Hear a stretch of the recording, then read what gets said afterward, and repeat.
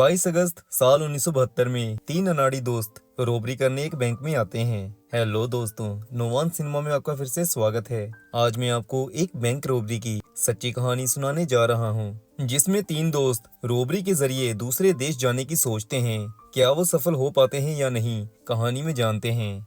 कहानी की शुरुआत में एक कार ब्रुकलिन सेविंग्स बैंक के नजदीक आके रुकती है, जिसमें तीन दोस्त होते हैं, सोनी, साल और स्टीवी। शाम का समय होता है, बैंक बंद होने में कुछ ही समय रह गया होता है। स्टीवी गार्ड से पूछता है क्या वो अंदर जा सकते हैं। गार्ड को अजीब लगता है कि इस टाइम इन्हें क्या करना होगा, लेकिन वो उन्हें अंदर जाने की परमिशन दे देता है। असल में दोस्तों, आज इन तीनों ने इस बैंक में रोबरी करनी है। ये तीनों कोई प्रोफेशनल चोर या बैंक रोबर्स नहीं हैं। ये इनकी पहली रोबरी होने वाली है, जिसकी वजह से तीनों नर्वस हैं। फिर तीनों बैंक के अंदर जाते हैं। साल सबसे पहले मैनेजर के कमरे में जाते ही उसे गन पॉइंट पर कहता है कि हम यहाँ बैंक लूटने आए हैं। अगर तुमने किसी को भी बताने की कोशिश की तो जान से जाओगे। फिर सोनी भी अपनी गन निकाल लेता है और वो काउंटर पर खड़ी लेडीज को साइड होने को कहता है, क्योंकि सोनी को पता है यहाँ पुलिस के लिए अलार्म लगा हुआ है। बटन दबाया तो पुलिस यहाँ कभी भी आ जाएगी। लेकिन ये सब देख के इनका तीसरा साथी स्टीवी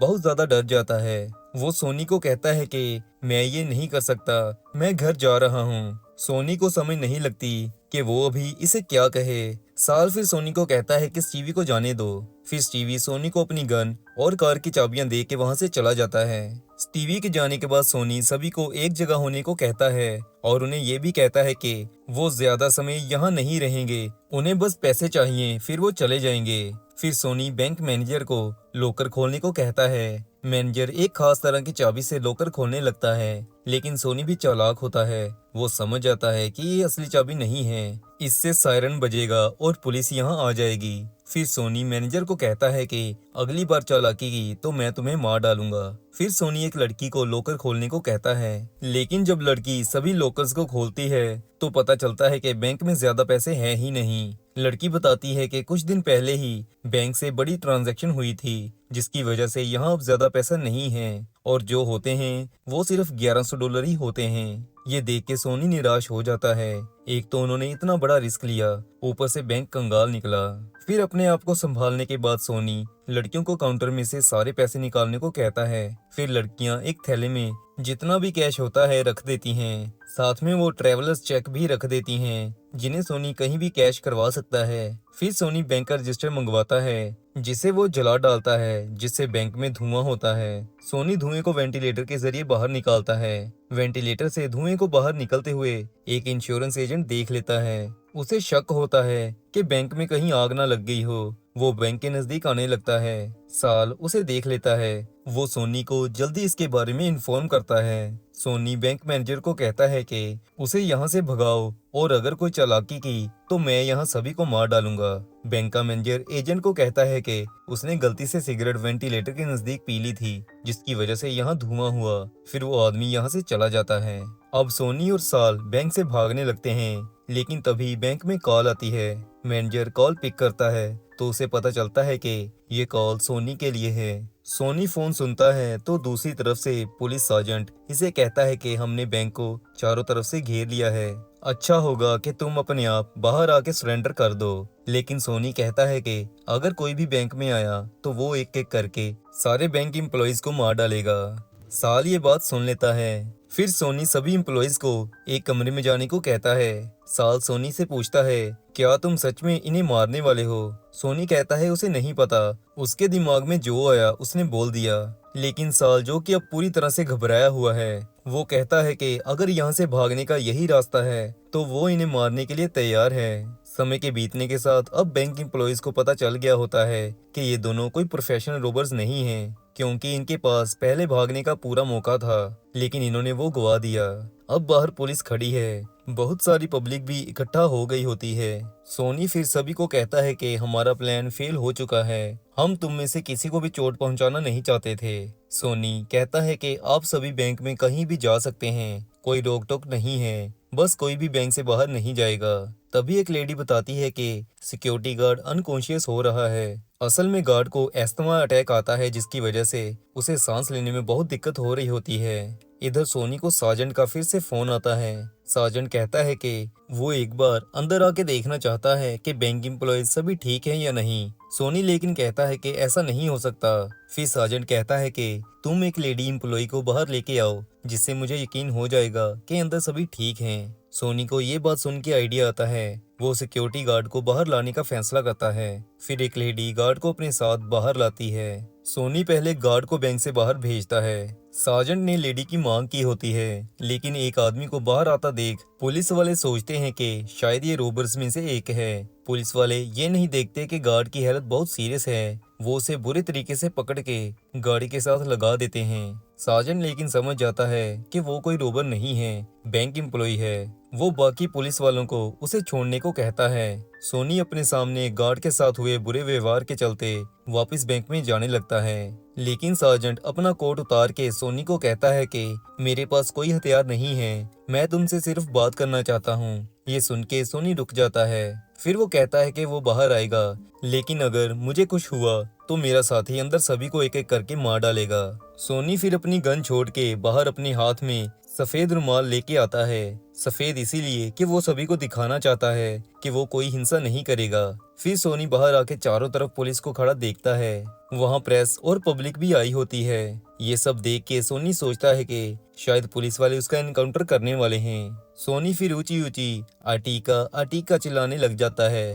अटीका दोस्तों एक जेल थी जहां उस समय सबसे बड़े राइट्स हुए थे, जिसमें पुलिस वालों ने कई मासूम कैदियों की भी जान ले ली थी। सोनी को अटीका अटीका चिल्लाते पब्लिक सुन लेती है, जिसके बाद सारी पब्लिक सोनी की सपोर्ट करने लग जाती है। मीडिया ये सब कवर कर रही होती है। सोनी के कारनामे उसके घर वाले देख लेते हैं। इधर जो लेडी सोनी के साथ गेट तक आई होती है, उसे सार्जेंट बाहर आने को कहता है, लेकिन लेडी कहती है कि उसकी कोलीग सभी अंदर हैं, वो उन्हें यूं अकेला नहीं छोड़ सकती। फिर सोनी के साथ लेडी अंदर आ जाती है। तभी बैंक में दोबारा कॉल आती है। इस बार कॉल करने वाला एक रिपोर्टर होता है। वो सोनी से पूछता है, तुम बैंक क्यों लूटने आए हो? सोनी कहता है, पैसों के लिए, और किसके लिए? रिपोर्टर कहता है, अगर पैसों की जरूरत है तो हम तुम्हें जॉब देंगे। लेकिन सोनी गुस्से में कहता है कि यहाँ उसने 8 लोगों को हॉस्टल रखा हुआ है और तुम मुझे अपनी बकवास बातें सुना रहे हो। रिपोर्टर ये सुन के फोन काट देता है। वो समझ जाता है कि सोनी कोई सीधी खोपड़ी वाला बंदा नहीं है। सोनी साल को डरा हुआ देखता है। सोनी फिर उसे कहता है कि तुम चिंता मत करो, हमारे पास अभी भी होस्टेजेस हैं, हम पुलिस के साथ कोई भी डील कर सकते हैं, इन्हें मजबूरन हमारी बात माननी ही होगी। फिर सोनी कहता है कि हम इनसे एक एरोप्लेन की डिमांड करेंगे और उसमें बैठ के ये देश छोड़ के हमेशा के लिए चले जाएंगे। फिर सोनी सार्जेंट से दोबारा मिलने बाहर आता है। वो सार्जेंट के सामने हेलीकॉप्टर की डिमांड रखता है, लेकिन सार्जेंट कहता है कि यहाँ बिल्डिंग्स बहुत तंग हैं, हेलीकॉप्टर यहाँ लैंड नहीं कर सकता। ये सुन के सोनी कहता है कि तो फिर ठीक है, उसकी बीवी को यहाँ ले आओ, उसके बदले वो एक होस्टेज को छोड़ देगा, और जब ये हेलीकॉप्टर का इंतजाम कर लें तो दूसरा होस्टेज भी वो छोड़ देगा। ऐसे ही और डिमांड्स के पूरे होने पर वो और लोगों को भी छोड़ देगा। फिर सार्जेंट उससे उसका एड्रेस मांगता है, जिसके बाद 2 पुलिस वाले उसके घर जाते हैं, लेकिन वहाँ सोनी की पत्नी उनके साथ आने से मना कर देती है। इधर बैंक में एक लेडी गर्मी से बीमार होने लगती है। इसका कारण ये था कि बैंक ऐसे चल नहीं रहा था। फिर सोनी मैनेजर के साथ पीछे ऐसे चेक करने जाता है, जहां सोनी देखता है कि पिछली विंडो के जरिए पुलिस वाले अंदर घुसने की कोशिश कर रहे हैं, जिसकी वजह से सोनी विंडो पर गोली चलाता है, जिससे एक पुलिस वाला डर के नीचे गिर जाता है।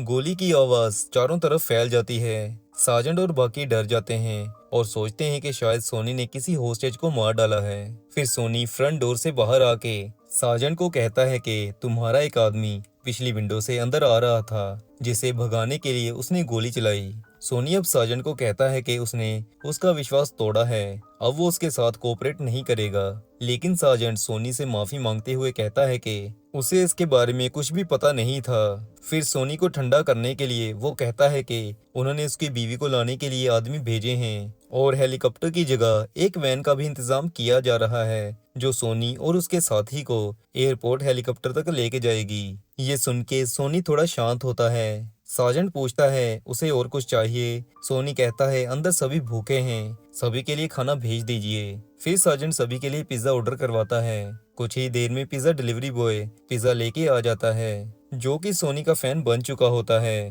वो सोनी से मिलके बहुत खुश होता है। सोनी उसे पिज्जा के लिए पैसे भी देता है। फिर सभी खाना खाते हैं। अब इतना टाइम सोनी के साथ स्पेंड करने के बाद होस्टेजेस समझ चुके होते हैं कि ये दोनों कोई बुरे इंसान नहीं हैं। फिर सोनी इनके साथ घुल मिल जाता है। सभी दोनों के दोस्त बन जाते हैं। दूसरी तरफ बाहर पुलिस वाले सोनी की पत्नी को भी लेके आ जाते हैं, लेकिन ये कोई लड़की नहीं बल्कि एक आदमी होता है जिसका नाम लियोन है। असल में सोनी होमोसेक्सुअल होता है। उसने लियोन के साथ एक चर्च में सेकंड मैरिज करवाई होती है। लियोन को देख के वहाँ सभी हैरान हो जाते हैं। लियोन बहुत घबराया होता है। फिर सार्जेंट सोनी को बताता है कि उसकी बीवी यहाँ आ चुकी है। ये सुन के सोनी बहुत खुश होता है। फिर वो जल्दी बैंक से बाहर आके लियोन को ऊंची ऊंची आवाज लगाने लगता है। लियोन जो कि पहले ही घबराया होता है, सोनी को देख के वो बेहोश हो जाता है। फिर लियोन को एक कमरे में बिठाया जाता है। पानी पिला के होश में लाके सार्जेंट लियोन को कहता है कि तुम्हें सोनी को ये सब करने से रोकना होगा। लेकिन लियोन कहता है कि सोनी एक गुस्से वाला इंसान है, उसने जो करना होता है वो करके ही रहता है। सार्जेंट पूछता है सोनी ऐसा क्यों कर रहा है, तो लियोन बताता है कि कई साल पहले मैं अपने जेंडर को लेके बहुत कंफ्यूज था। तब मुझे एक डॉक्टर ने बताया था कि मेरी बॉडी तो लड़कों की है लेकिन मेरी रूह एक लड़की की है। ये सुन के तब मैं बहुत परेशान हो गया था। फिर मेरी लाइफ में सोनी आया, उसने मुझसे शादी की, लेकिन मैं अभी भी अपने जेंडर को लेके बहुत इनसिक्योर था। एक दिन मैंने खुद को मारने की ट्राई की, जिसकी वजह से मुझे हॉस्पिटल एडमिट होना पड़ा। जब सोनी को इस बात का पता चला तो उसने मुझे कहा कि वो उसका जेंडर चेंज करवाएगा, उसके लिए पैसे लेके आएगा। शायद इसी के लिए ही सोनी बैंक रॉबरी कर रहा है। सार्जेंट ये खबर न्यूज में फैला देता है कि सोनी एक होमोसेक्सुअल है और वो सिर्फ अपनी पत्नी का जेंडर चेंज करवाने के लिए बैंक लूटने आया है। बैंक के अंदर भी टीवी के जरिए ये बात सभी को पता चल जाती है। अब पूरा दिन गुजर जाता है, रात होती है। बैंक की अचानक से लाइट चली जाती है। सोनी बाहर देखने आता है क्या चल रहा है। बाहर आके वो सार्जेंट नहीं बल्कि FBI एजेंट शेल्डन से मिलता है। शेल्डन कहता है कि सार्जेंट जा चुका है, अब वो इस केस को देख रहा है। फिर शेल्डन कहता है कि जल्दी ही तुम्हें एक बस यहाँ से एयरपोर्ट तक छोड़ने आ जाएगी, लेकिन अब हम तुम्हारी और डिमांड्स को पूरा नहीं करेंगे, तुम्हें सारे होस्टेजेस को छोड़ना होगा। लेकिन सोनी कहता है कि मेरी सार्जेंट के साथ एक डील हुई थी, मैं अपनी एक डिमांड के बदले एक होस्टेज को छोड़ दूंगा, और अगर एयरपोर्ट पहुंच के जेट में सब ठीक रहा तो मैं सभी होस्टेजेस को छोड़ दूंगा। शेल्डन ये बात सुन के मान जाता है, लेकिन शेल्डन कहता है कि बस के यहाँ आने से पहले वो एक बार होस्टेजेस को देखना चाहता है। सोनी उसकी तलाशी लेके उसे अंदर बैंक में ले आता है, जहां वो देखता है कि साल ने सभी होस्टेजेस पर गन तानी हुई है और सभी होस्टेजेस बिल्कुल ठीक हैं। फिर शेल्डन बाहर जाने लगता है, लेकिन जाने से पहले वो सोनी को कहता है कि तुमने सभी होस्टेजेस को अच्छे से रखा है, अगर तुम हमारा साथ दो तो हम तुम्हारे दोस्त को मार के तुम्हारी सजा कम करवा देंगे। लेकिन सोनी ये सुन के भड़क जाता है। वो किसी भी हालत में अपने भाई जैसे दोस्त से गद्दारी नहीं करना चाहता। फिर थोड़े टाइम बाद हम देखते हैं कि बैंक के मैनेजर की हालत खराब होने लगती है। असल में वो एक डायबिटीज का पेशेंट है। मेडिसिन ना मिलने की वजह से वो बीमार हो गया है। सोनी ये देख के बाहर आता है और एक डॉक्टर की डिमांड करता है। फिर जल्दी से एक डॉक्टर को बैंक के अंदर भेजा जाता है। वो मैनेजर की शुगर को कंट्रोल करता है, लेकिन उसकी हालत ज्यादा अच्छी नहीं होती। डॉक्टर कहता है कि इसे हॉस्पिटल में एडमिट करना होगा। सोनी मैनेजर को कहता है कि तुम जा सकते हो, लेकिन मैनेजर कहता है कि वो अब ठीक है, वो अपने स्टाफ को छोड़ के कहीं नहीं जाएगा। डॉक्टर के जाने के बाद शेल्डन सोनी को कहता है कि तुम्हारी बीवी तुमसे बात करना चाहती है। फिर सोनी लियोन से बात करता है। लियोन सनी से पूछता है कि तुमने ये सब क्यों किया। सोनी कहता है उसने सिर्फ उसके ऑपरेशन के लिए ये सब किया है, लेकिन लियोन कहता है उसने कभी भी ऐसा करने को नहीं कहा था। सोनी कहता है मैं ये बात जानता हूँ। फिर सोनी ये भी कहता है कि थोड़े टाइम में मैं ये देश छोड़ के चला जाऊंगा, अगर तुम मेरे साथ आना चाहते हो तो आ सकते हो। लेकिन लियोन आने से मना कर देता है। वो कहता है अगर मैं तुम्हारे साथ गया तो सभी सोचेंगे कि मैं भी इसमें शामिल हूँ। इसके बाद लियोन फोन कट कर देता है। फिर दिखाया जाता है कि बाहर सोनी के होमोसेक्सुअल होने का पता लगने की वजह से गे कम्युनिटी के लोग भी सनी की सपोर्ट में आ गए हैं। चारों तरफ अब सोनी की सपोर्ट में नारेबाजी हो रही है। फिर कुछ देर बाद FBI वाले सोनी की मां को उसे मिलने लाते हैं, जो कि सोनी को कहती है कि सरेंडर कर दो, पुलिस वाले कह रहे हैं कि वो तुम्हें कुछ नहीं कहेंगे। लेकिन सनी अपनी माँ को घर जाने को कहता है और ये भी कहता है कि अब बहुत देर हो चुकी है। इसके बाद सोनी को एयरपोर्ट लेके जाने वाली बस भी वहां आ जाती है। सोनी बाहर आके बस को अच्छे से चेक करता है। फिर शेल्डन कहता है कि बस को ड्राइव उसका एक साथी करेगा। पहले तो सोनी मना करता है, लेकिन फिर वो मान जाता है। सोनी को पता है जब होस्टेजेस को वो बाहर लेके आएगा तो पुलिस दोनों को किसी तरह मारने की कोशिश करेगी, जिसकी वजह से सोनी बड़ी चालाकी से होस्टेजेस का घेरा बना के खुद को और साल को बीच में रख के बस के पास लाता है और फिर फटाफट बस के अंदर सभी के साथ बैठ जाता है।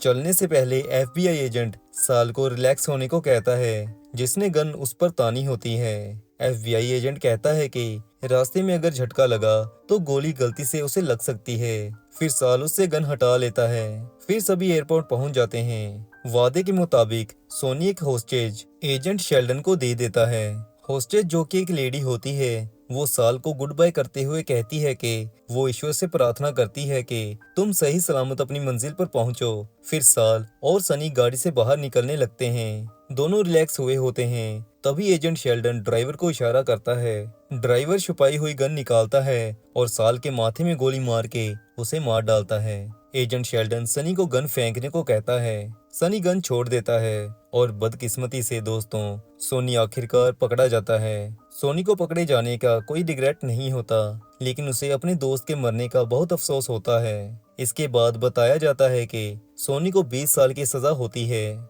दूसरी तरफ लियोन ऑपरेशन करवा लेता है। अब वो एक लड़की है और न्यूयॉर्क शहर में रहती है। और इसी के साथ दोस्तों सोनी की कहानी यहाँ खत्म हो जाती है। उम्मीद है आपको एक्सप्लेनेशन अच्छी लगी होगी। जाने से पहले चैनल सब्सक्राइब जरूर करिएगा।